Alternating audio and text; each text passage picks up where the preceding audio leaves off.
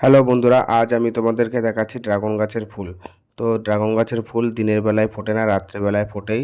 তার জন্য ড্রাগন গাছের ফুলের পরাগ সংযোগ নিজেদেরকেই ঘটাতে হয়, কারণ রাত্রেবেলায় তো প্রজাপতি বা মৌমাছি বা অন্যান্য কীটপতঙ্গ আসে না, তো দিনের বেলায় আসে। তো দিনের বেলায় এই ফুলগুলো, এই গাছটাতে প্রচুর পরিমাণে কড়ি এসেছিল, সবগুলোই ঝরে গেছে। তার মধ্যে দুটো বেঁচে আছে, তো দুটো ফুলই ফুটেছে। তো এর পরবর্তীতে কী হবে আমি বলতে পারছি না, কারণ ড্রাগন গাছের ফলগুলো সচরাচর হতে চায় না, যে কারণ পরাগ সংযোগ ঘটে না বলেই হতে চায় না। কারণ নিজে হাতে করে এই ড্রাগন ফুলের পরাগ সংযোগ ঘটাতে হয়, কারণ রাত্রেবেলায় তো মৌমাছি বা প্রজাপতি আসে না, দিনের বেলাতে আসে। আর দিনের বেলাতে তো আগেই বলেছি, দিনের বেলাতে এই ফুলগুলো শুকিয়ে যায়, রাত্রেবেলায় ফোটে আর দিনের বেলাতে শুকিয়ে যায়। তার জন্যই ফুল থেকে ফল হওয়ার সম্ভাবনাটা কম থাকে। এবার নিজেরা যদি হাতে করে পরাগ সংযোগ ঘটানো যায়, তাহলেই ফুলগুলো থেকে ফল পাওয়াটা সম্ভব হয়ে থাকে।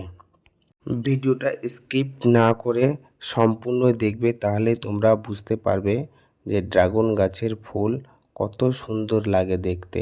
তো ওপরে একটা আছে, দেখো নিচেও একটা ফুল দেখতে পাচ্ছ। এবার গাছের থেকে আরেকটা ডাল বেরিয়েছে, এই ডালে কড়ি আসেনি, নতুন ডাল বেরিয়েছে। তো নিচের ফুলটা দেখো, ভালো লাগছে, আমার তো অসাধারণ লাগছে। এবার তোমাদের কেমন লাগছে একটুখানি কমেন্ট বক্সে কমেন্ট করে জানাবে। দেখো, দেখতে পাচ্ছ।